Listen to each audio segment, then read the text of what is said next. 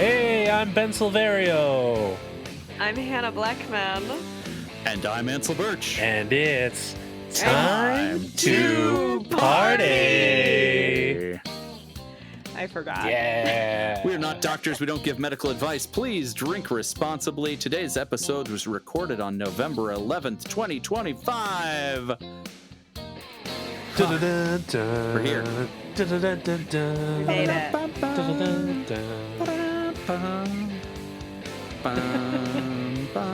Jamming out. Oh, that's a new one. We're just a bunch of silly guys. Party people. Just a little guy. Welcome back. Welcome to Time to Party. Thanks for stopping by. You're real cool for tuning in. We like that. In case you missed it, we have been talking all month long about Rian Johnson's Looper. Awesome movie with Joseph Gordon-Levitt and Bruce Willis and Emily Blunt. And we've been talking about it with the phenomenal Hannah Blechman. What's up, Hannah? Party people, welcome back to Time to Party. Thank you for joining us.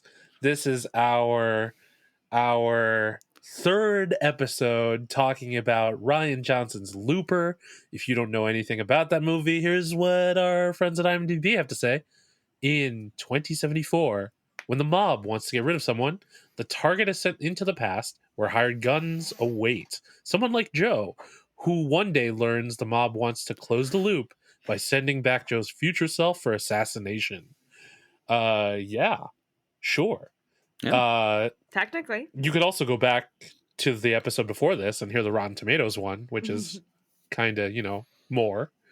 But yeah, if you're just tuning into our edutainment episode, cool. Good on you. Hi. Yeah. You know what you like, and we're here for it. You do. And you know what we like? Talking to our friends like the phenomenal Hannah Blechman, who joins us this month. Hi, Hannah. Hello. Hi. Pleasure to be here. Hannah, the incredible co-host of the Authorized Novelizations podcast. Hannah, what are you reading for the podcast right now? Currently, I am reading Robin Hood, Prince of Thieves by Simon Green, which I chose. That's brilliant. And I'm making slower progress in than I'd like to. But yeah, we read movie novelizations, so books based on movies, not the other way around, and we are not interested in the other way around whatsoever. But novelizations were a really hot ticket item for, 80 years, and then they died a horrible death, pretty much. But there's a lot of them out there, and we are reading every single one until my co-host dies. He is really making this happen for us. Yeah, Robin Hood, Prince of Thieves coming to a podcast server near you sometime in the next 6 months. We record really far in advance. So we recently recorded a bunch of video game novelizations, which I think will start coming out maybe in January. I don't know. But we talked about Alien Isolation. We talked about Five Nights at Freddy's. Well, that was we did the movie novelization. That's kind of a game. That's also a game. Upcoming, we have Alan Wake. We're doing a BioShock. Okay. There's a novelization of BioShock? Apparently. Here's the thing about the video game season. I'm not reading that shit. I'm reading a selection of them, but I said to my beloved co-host Andrew, I ain't reading all that. I don't care about video games. And I do a lot of reading for this dang ass show. So yeah, don't ask me too much about the video games, but we're having fun. It's always fun. We're always happy to have a friend on if you want to choose to read a 300-page book based on a movie you like and see if it's good. Some of them are, many of them aren't. It's a treat. It sounds like an absolute hoot. I am all the way in. Great. It absolutely was. Yes, Ben has been on with us. I joined them for Surf Ninjas. which is always amazing. It was so fun, and that was like a tight 100-page junior novelization. That felt beautiful. Nice. It was fun. It was a good one. That must have been episode. so hard to find copies of, though, right? I mean, are they just like readily available on bookstore.com or whatever? On that one, I mean, you got to go used on these. You got to do thrift books. You got to do books. Yeah. You got to do eBay on a lot of these. But yeah, Surf Ninjas wasn't so hard to find. Something we run into relatively often is when we're like, oh yeah, there's copies available for like $10, and then like 3 of us will buy a copy, and the remaining copies are suddenly $25 to $30 because demand has gone up. We have artificially inflated the supply and demand situation, which That's occasionally amazing. backfires for our guests. But sometimes it's fine. I mean, what are you going to do? What are you going to do? Yeah. Luckily, in my case, I already had the novelization of Surf Ninjas, so we were good. That's the biggest win of all, go. is someone who shows up like, oh, I already have this book and I want to talk about it. My friend Patrick Kottner recently came on to talk about League of Extraordinary Gentlemen. And I sort of like casually pitched it to him in conversation. He was like, oh, Hannah, yes, I already have that. Yes, let's do it. Absolutely. I love that one. And I was like, fuck yeah. It was great. And we had a lot of fun. Was that not a comic book already beforehand? And then they novelized it, baby. Oh. So we're talking book to movie to book, which is cool and fun. There's a crazy... That's tight. So like Kenneth Branagh's Mary Shelley's Frankenstein was novelized. Francis Ford Coppola's Bram Stoker's Dracula was novelized. That Alfonso Cuarón Great Expectations was novelized. Look, they used to be writing these books all the time. They were commissioning shit nonstop. That died in like 2015. Oh, but up how do until I get then, that job? you have to write 30 original science fiction books first, is what we've learned. Or you time travel to 1965, do a fuck ton of ketamine, and pound out a book a month. And then sometimes you can be a dedicated novelizationist. A couple of people did that. The woman who wrote the novelization of Kenneth Branagh's Mary Shelley's Frankenstein was one of those. She started as an editor. She did a fuck ton of ketamine, and she started writing these books. And her only books are tie-in That's amazing. It's heroic. Yeah. Exclusively. Okay. Yeah, it's amazing. And this ketamine jibe, like, that's on her Wikipedia page. I'm not just being rude about her output. Like, it's amazing. It's great. The ketamine helps. Okay. Well, that's good to know. Yeah. I would also like to point out that one of the movies that made it with me from Los Angeles to Philadelphia is The League of Extraordinary Gentlemen. Yes, of course. Yes. One a of DVD 4 with movies. A silver plastic case. Iconic. She's a queen, etc. I really like that movie. One of the 6 movies that made it back with me. That's so beautiful, Ben. Wow, That's really beautiful. 6. Yeah, and 3 of those were Grease. Like Grease? Grease 1, Grease 2, and Grease Live. Oh, okay. I was gonna you brought 3 copies of Grease? Ben, that's not a good use of space. Oh, well, that's one DVD. Okay. And they all fit in one case, yeah. That's yeah, exactly. It's important to have Grease 2 available. If I had to go down to my bare essentials, there would be 3 copies of Monty Python's Life of Brian in different formats. So I can't judge you too harshly. Trust me, I didn't even know that these had managed to stow away in one of my bags. If I had thought about what movies I would bring, I probably would have been way more thoughtful about it. So you're saying that League of Extraordinary Gentlemen and Grease 2 are not Desert Island picks for you? Listen, Grease 2 is 100% a Desert Island pick, but I also have it on DVD where it's by itself.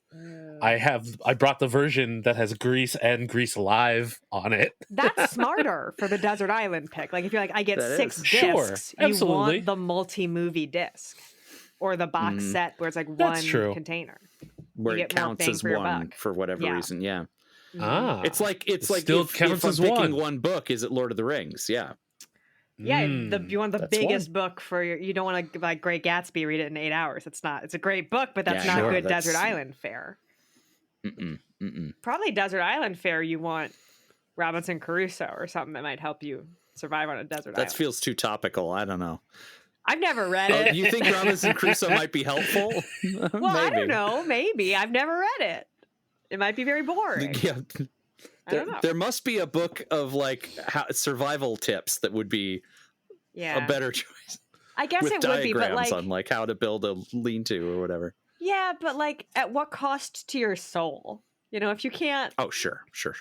expand the mind, what use? So is if you bring survival? a Gilligan's Island coffee book, I think you'll be good because it There serves you both go. purposes. Is there a novelization of Castaway? I don't think so. That feels too late, and too serious. If Castaway came out in 1970, 100% there would be. But looks like the answer is no on Castaway. Right. Not surprising, but true. Yeah. Bummer. It's sad. It's Bummer. sad. It's Too sad that we lose, you know. But like literally there was a time in novelizations where teen dramas for TV got novelized. Like just everything. Just Oh, yeah. everything. We used to have it all. I mean, you wrote it know? once. Why not write it twice? Well, party people, we are here today in this part of the recording. Oh, pulling back the curtain. We're here to talk about some edutainment. We're going to teach you something, maybe, potentially. If you want, I guess. Yeah. You know the root word or the root of the word museum is muse. You know, it's not supposed to be educational. It's just a place where you go in and get ideas and go, isn't that interesting? Look at that. We're doing that. We're doing that. This is like our own little salon. This is why I really love a museum that hasn't been updated in 60 years. They're very rare. But you'll just walk in and be like, wow, just stuff in cases, huh? Mm-hmm. No contextualization, no identification cards. I was in a house museum in London like a year ago, and they had just a bunch of shit in cases and then a book. And you could carry the book, like a book that had been published in like 1910 too. And you could flip through and refer The book to itself diagrams. is part of the exhibit. Yeah, and be like, okay, that's what they said this was in 1910. And it would be like a line that was like African spear, and you'd be like, it's not really enough information, but cool. I was like so tickled and delighted to experience that type of museum. Wow. I must have missed that part of the V&A. What props to the modern museum curation act. It's very good. I think it's better that we are contextualizing our art and history in modern ways. That said, it's sometimes fun to look at a case full of dead animals. Sure. Or a little diorama. I don't know. You should visit Ben in Philly and see the Mutter Museum. Oh, great museum. So bad. They have added some context recently, which I think improves it greatly. But a lot of it is definitely just wild ass shit. I want to see wild ass shit. I want to see medical oddities in jars. You know, like, come on. I want to see this was a guy who got hanged for crimes and we kept his face. You know, I want to see that stuff. Well, did you get to check out any of the museums in Las Vegas that I recommended? I did not. My Las Vegas trip, unfortunately, was just like work, little gambling. Understandable. Fall asleep. Oh, that's fun. I won $40. I lost $40. What are you going to do? That's how it goes. Pretty good. Yeah, grand scheme. I said I was open to losing 200, and then when I was sitting at the table, I was like, I'm not open to losing 200. I'm going to go. I was wrong. I was mistaken. I was wrong. That was more money than I wanted to throw away. Proud of you. Thank you.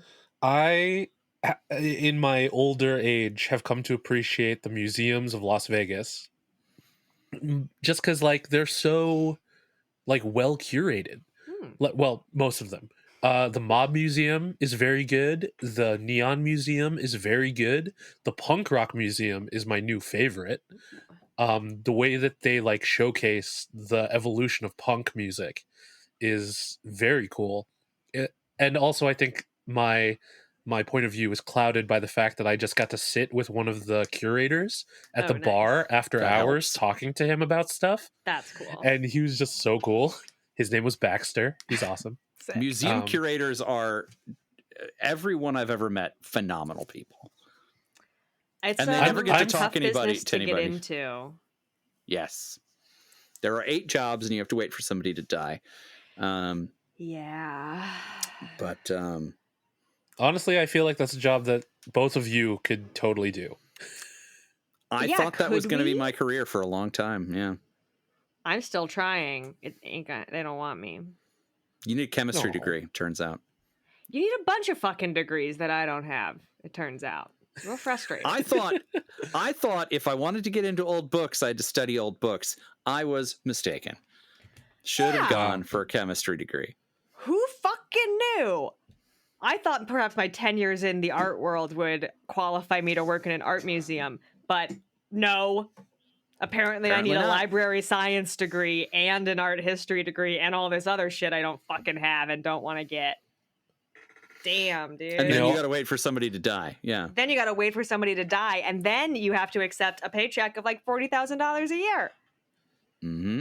It's awful. One day I was like, maybe I could get a job in the Disney archives or the WWE archives or some film studio archives just on vibes because of my knowledge that I gathered as a journalist. No, that's not it.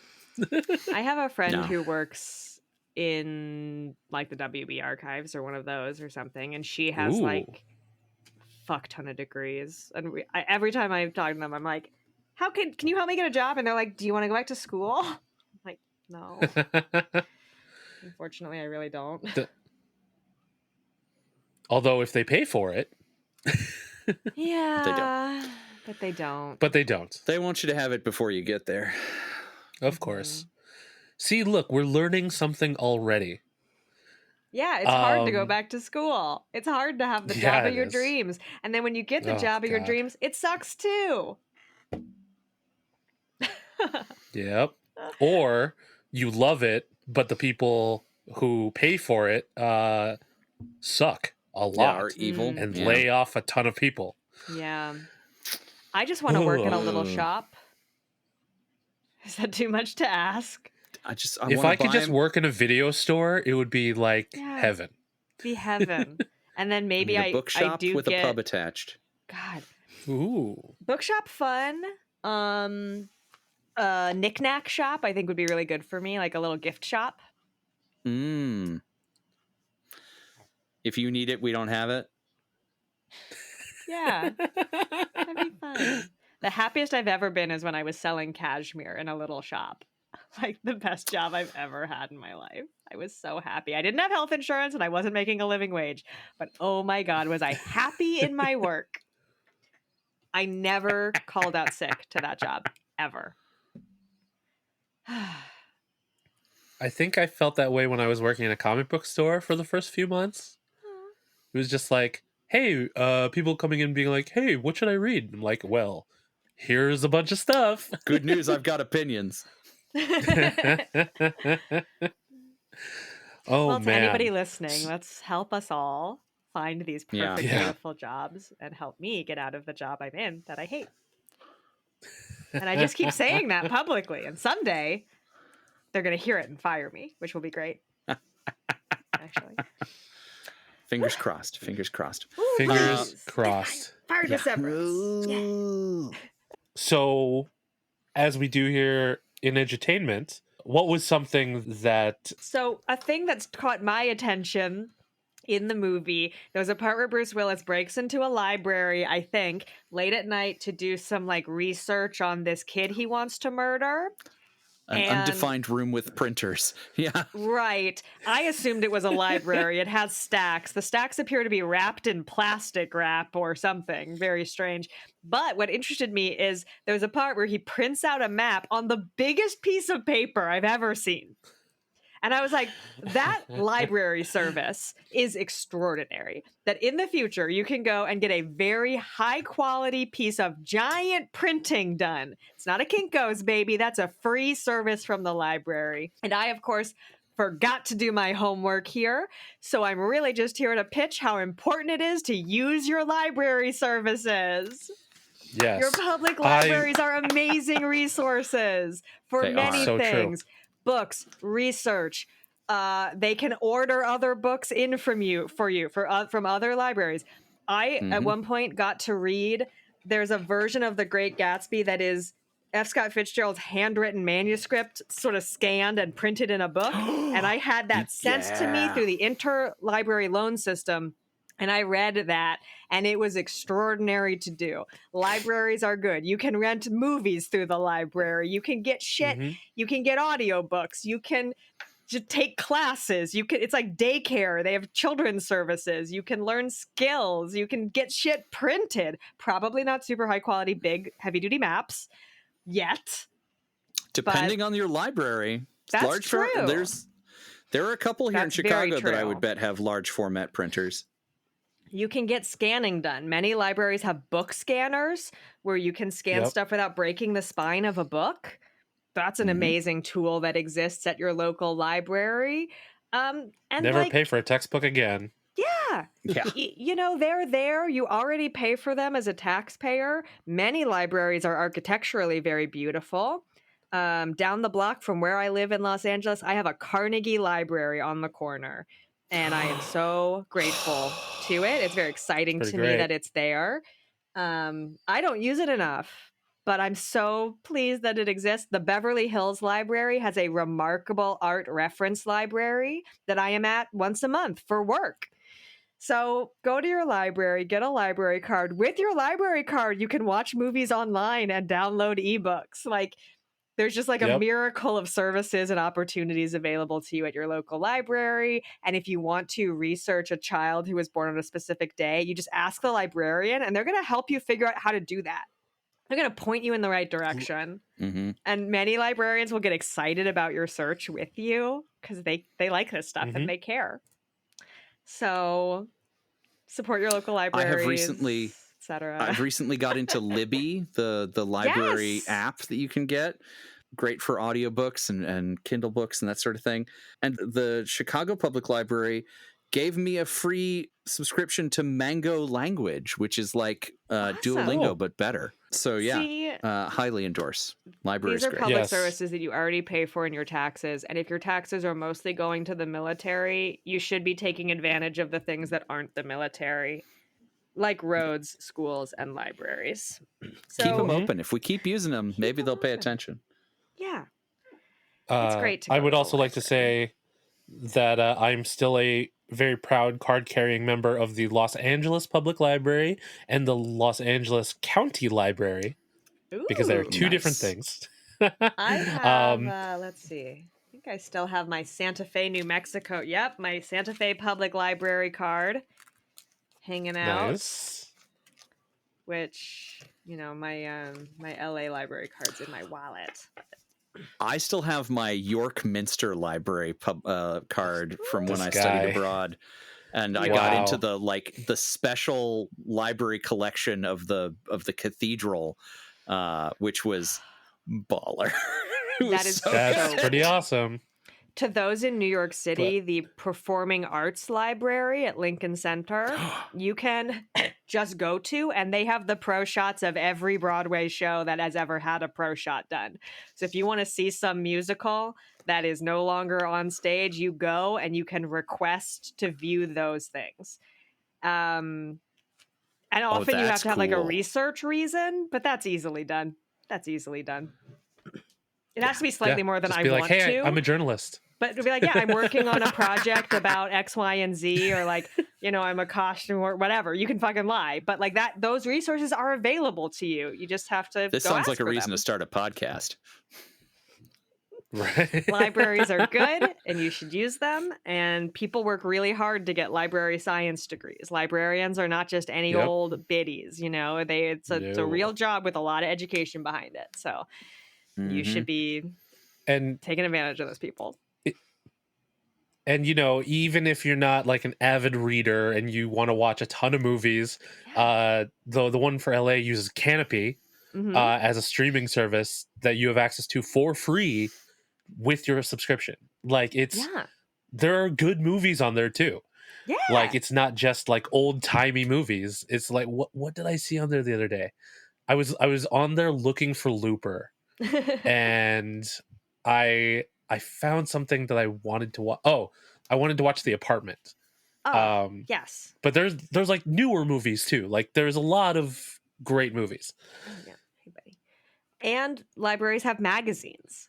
Like libraries have Yep. newspapers. Libraries have all sorts of things. So that's libraries have events where you can go and talk to the authors. Yes. You know, or join a book filmmakers club, or artists. Yeah. Yes. Other people. They're great community spaces. So that's what I was and also someday when they allow me to print out a giant high quality map easily in my public library after hours, that will be thrilling to me. But that's what I'm bringing to the edutainment today, the myriad resources of the public library system. Bless you. We need all the advocates we can get for public libraries. I'm sorry I didn't also do how do I do drugs through my eyes, but I do want to learn about how to do drugs through my eyes, guys. Well, if that's what you're looking for, then have I got a paragraph for you. Good segue. Yes. As I have alluded to in a previous episode, I'm just gonna go through this because this was like I cannot believe that this is the thing that stood out to me. So my Google history is gonna be really sus after doing my research for edutainment this month. And that's because I got curious about drugs. We see Joe taking a drug with an eyedropper a few times in the movie, but it's never specified what it is. It's not referred to by anything. Like, you know, Rian Johnson didn't make up a stupid name like unobtainium for this mystery drug. Ben.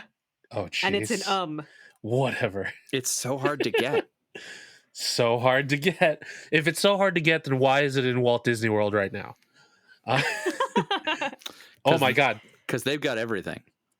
They've got everything. Old Joe, he just calls his younger self a junkie for using it. So while watching Looper, I asked the question, what recreational drugs do you take with an eyedropper?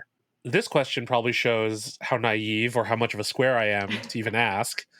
And obviously I know like eye drops for dryness or allergies or infections. But are people really out here taking recreational drugs through their eyes?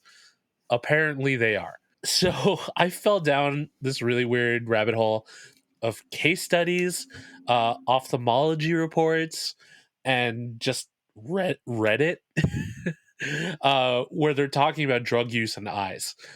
So traditionally, drugs are ingested through the mouth, through a needle, through the nose, or through the skin. However, areas with mucous membranes are ideal for absorbing drugs into your bloodstream quicker.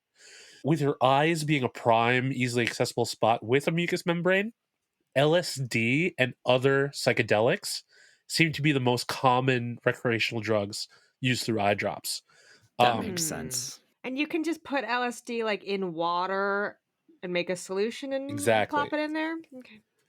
That is what it sounded like. I was looking for like detailed descriptions of how it works, but apparently you can't search for that stuff on search engines anymore. Boo! Go to the library. You can find a book on it. You absolutely can. Or one of the librarians might have first-hand knowledge. You never know. Yeah. Depending on how awesome they are. Yeah, librarians are cool. It's true. This method of partaking the mind-altering drug significantly affects how long it takes to kick in and the intensity of the trip. Apparently, it's more like, whoa, in your face, because, it's like right in your eye. But LSD isn't the only drug that can be taken via eyedroppers. A few of the medical studies that I read described patients who had used heroin and cocaine in their eyes as well. And in some more extreme cases, these patients admitted to using needles to inject the heroin directly into their orbital cavity. Ooh, I'm not doing that. Don't do that. No. Obviously, I'm not a doctor. I do not condone the use of any drugs, but I can't stop you. Y'all are adults, but I'm not responsible if you take this shallow dive and go even deeper than I did. Water solution, drippy droppy. Yes. Can't you like pop your eye if you go too hard with that? Mm-hmm. Oh, totally. Ooh, scares me. You can. The ways you can mess up your eyes by doing this is endless, pretty much. Like Droppers you only, can do really please. bad damage. Never talk to an ophthalmologist about all the ways you can fuck up your eyes by accident, let alone sticking needles in there. Ugh. Yeah. So, party people, I hope that this was enlightening in some way for you. just don't do it. Just maybe don't. Yeah, maybe don't. That is a good edutainment / PSA. Mm-hmm. And now I know next time I get a little LSD, I'm going to mix it with water and drop it into my little eyes. Just see what happens. But not because we told you to. Nope. No. Because I wanted to. I probably won't. But I think the first step is going to be my biggest problem. Yeah. Getting the LSD. I thought that it would be really interesting. The whole time, this was always my plan, to talk about pocket watches. Oh. Ooh. Pocket watches, I think we have actually talked about on the pod before. I believe you covered pocket watches at one point, but I may be wrong about that. But I'm not concerned about you covering the same aspect of pocket watches. Okay. Because I have a particular deep dive to go on, so buckle up. Here we go. I wanted to talk about the birth of pocket watches as a fashion item, but also the explosion of the portable, reliable watch that could be carried at sea. Specifically because the pocket watch is so important to Joe throughout the course of this. It's clearly a high quality watch. Clearly something that's like an essential piece of his identity. But it also is, it's his navigation. It's how he gets through life. It's how he finds his place and his marks. And then later how he guides himself back to his goals as old Joe, as Bruce Willis Joe. So this is a thin thread to grab onto, but one I'm going to grab no less. So broadly speaking, pocket watches go back to the 15th century. Early miniaturization was very popular for the upper class. It's very expensive and hard to do, of course, in the early days. And it's believed that the early, what we would recognize as a pocket watch, would have actually been worn like a pendant around your neck instead of in a pocket or whatever. And then in 1571, there is a well-known iteration, the first wristwatch, which was a gift for Queen Elizabeth I. And then if you fast forward past some other horology history that I haven't bothered to give you, you get to the incredible race for the longitudinal clock in the 1720s. John Harrison was a horologist and a carpenter, and he had been making wooden clocks that could be self-lubricating. Like there are specific woods that produce oils that lubricate the interior of the clock. There are some woods that are springier, so they're good for this part of the clock, and some that are harder, so they're good for that part of the clock. So he was this expert in making wooden clocks. But the problem was in the 1720s, when we sent people out to sea, we were really good at figuring out how far north and south they were. That was easy. But how far east-west they were from where they started, impossible. So all of our maps were trash, and nobody could figure out where they were. And as cross-oceanic trade was getting bigger and becoming more of a thing, this was a big problem. So we needed a way to measure longitude, and the only way we could figure was, well, we need a clock so we can tell, well, it's noon here, but it should be noon in 2 hours if we were back home, so we've come this far. It's easy math to do if you've got a clock that works. But getting a clock that worked was weirdly impossible because the movement of a ship messes up the interior workings of the mechanical clocks they had at the time. So George Harrison in the 1720s developed the first sea clock, which was capable of maintaining time even out at sea for long voyages. It would only lose like a couple seconds over the course of, I think, weeks, if I recall correctly. So it's a really, really accurate clock that held its time really well, better than any watch I've owned, actually. A lot of modern clocks are hot trash. This led to his eventual best iteration being something that looks a lot like Joe's clock. It's called the H4. It was the fourth iteration of the longitudinal clock, and it it's got a very similar design scheme to Joe's watch. So if this is what made carrying a pocket watch a big deal. Before this, you had a clock in the middle of town that told the hour. That was good enough for most people. You think about this is pre like train schedule for the most part. This is pre, lots of precision in when you need to meet people. It was a lot more loosey-goosey. And after the explosion of the longitudinal clock, the incredible development that it represented for navigation and just human life, pocket watches became even more popular and also started becoming more mass produced. So they became cheaper and more accessible. And this is the era where we're getting into the Industrial Revolution. So that in some ways ruined all of our lives. We had to carry pocket watches around. You start punching in at factories. The world is covered in smog, and now we're all going to die in a fire. But hey, it all started with wanting to know what time it was back home when you were out at sea. And I think there's a poetry to that despite how it knocked on in the long term, has something beautiful to it. So that's pocket watches. Check out the H4, Harrison's fourth iteration pocket watch. Google it. If you look up longitudinal clock, it should come up. And it really is. It's like, picture a pocket watch. That's it. He did it. The marine chronometer. So, have you been to the Greenwich Observatory to see all these clocks? I have not, and I should have. But you should do.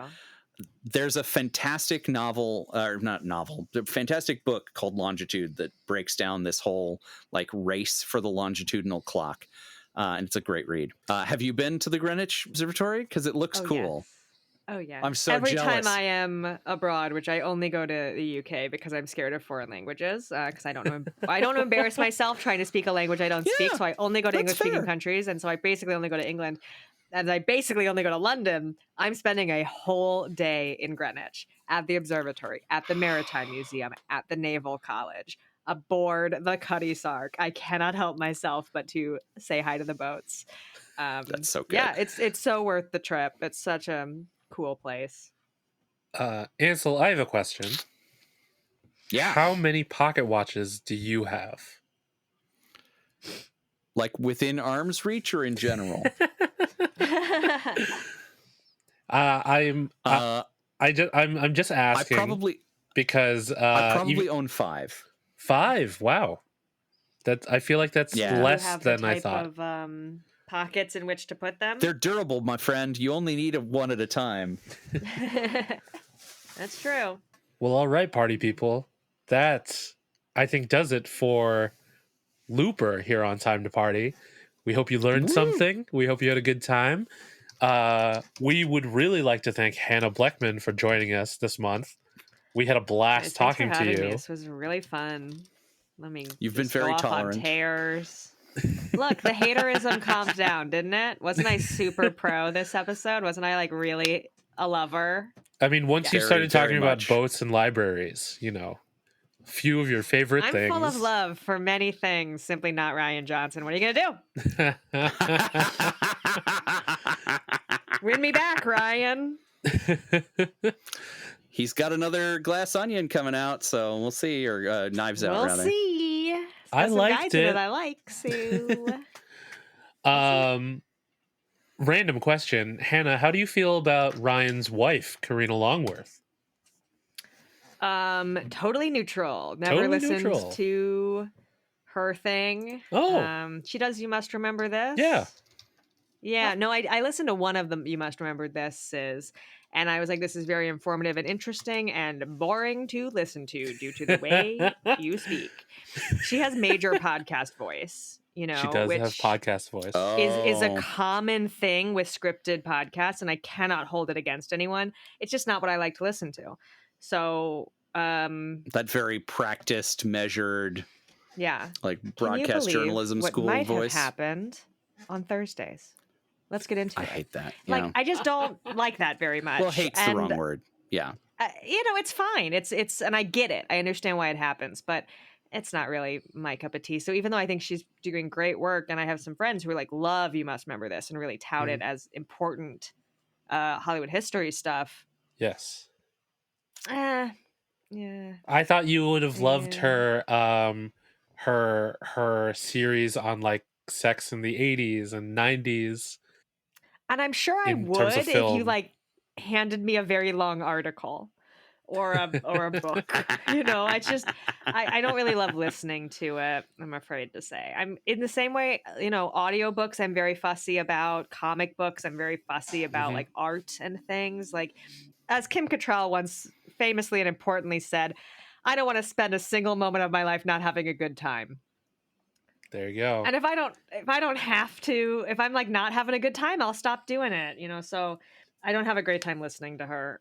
It's not for the content, it's sad. Well, we are very glad that you had a good enough time with us to not leave.